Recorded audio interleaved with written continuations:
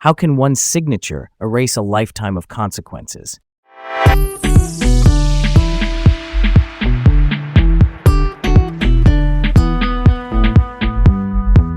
Hey there, let's open the book on this. I'm Leah, and I'm pumped to dive into today's topic. And I'm Garrett. Welcome to Laid Back Learning with Leah and Garrett. Glad you're here with us today. So, how about we set the scene? Today we're diving into the fascinating world of sort of presidential pardons and clemency. Yeah, Leah, I've always been curious about how one act of clemency can really just, wipe the slate clean. But before we dig into that, I bet you have a story to share. I do. So here's something to kick things off. When Susan B. Anthony was posthumously pardoned, my aunt, she's a huge history buff, basically had a party about it. It sparked this big family debate, on whether it was appropriate or maybe it was kind of like too little too late. Quite hilarious seeing my family act as amateur historians. That's pretty cool, right?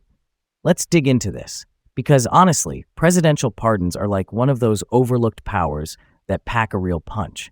I mean, we're talking about timelines that stretch from the early days with George Washington to today's hot-button issues. Absolutely. So just to lay it out, presidential pardons are basically rooted in Article 2 of the Constitution. They give the president this sweeping power to forgive federal crimes. And that's what we call clemency. It can be a full pardon or like a reprieve, which is more like kind of pausing the punishment. Totally. What's really fascinating is how these powers, honestly, reflect the times. A pardon can restore rights, erase convictions, and in some cases shift public perception. Yeah? And though it's a form of forgiveness, recipients don't have to accept a pardon. Remember George Wilson? He opted out, and that became a legal precedent. Talk about keeping it chill by not accepting it. Right. And that whole willingness aspect, it just blows my mind. All right, let's roll on to some historical tales. George Washington, for instance, with the Whiskey Rebellion, he pardoned rebels like Philip Vigil and John Mitchell. It was this move towards kind of national peace to avoid further conflict. Yeah. And jumping forward, what about Gerald Ford's pardon of Richard Nixon? That one really shook things up. Many people felt it was a, move to heal national wounds post-Watergate. But boy, did it spark a lot of debates. Changed the game in how we view accountability in office. And then there's Joe Biden's recent mass pardon for marijuana offenses. I think it's honestly like a sign of changing attitudes towards drug policies. It shows how society evolves and how clemency keeps up. It's as much about policy as it is about people. All right, here's where we go next. Let's puzzle that one out a bit. Susan B. Anthony's posthumous pardon in 2020. It celebrated the suffrage movement's centennial. Do you think it changed anything for those who studied Anthony's legacy? Oh, totally. For many, it was a long overdue acknowledgement of her impact.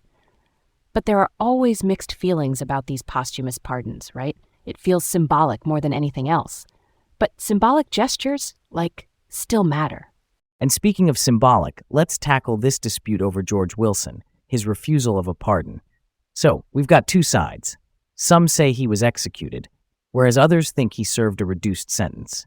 Real talk, Garrett, I'm leaning towards he served time.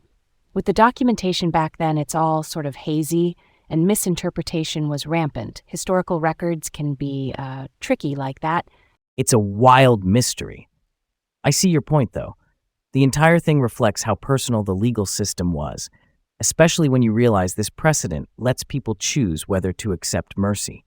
And what's the buzz in pop culture? David Bradford from the Whiskey Rebellion pops up in historical dramas all the time. It shows the life and stories of those impacted by presidential clemency are still super interesting today. For sure. And then there are modern portrayals. They're quite the puzzle. Movies could totally explore stories about, say, Chelsea Manning's clemency or Mark Felt's role as Deep Throat. Lot of room for compelling narratives there. Keeping it real, clemency shows us how our past is not just about what happens. It's about how we choose to react and heal. Looking at these acts from historic to modern times gives us insight into our society's changing values. And honestly, it helps us understand the real scope and power of these presidential actions. It makes you think about how these decisions impact people's lives long term, doesn't it? Totally get where you're coming from. So there's your big picture. These acts of clemency are historical markers of change, forgiveness, and evolution of justice. And that's a wrap for this one. Stay curious, folks. There's always more to uncover about history and its lessons. And there we have it, full circle. Keep learning and keep your minds open. Until next time.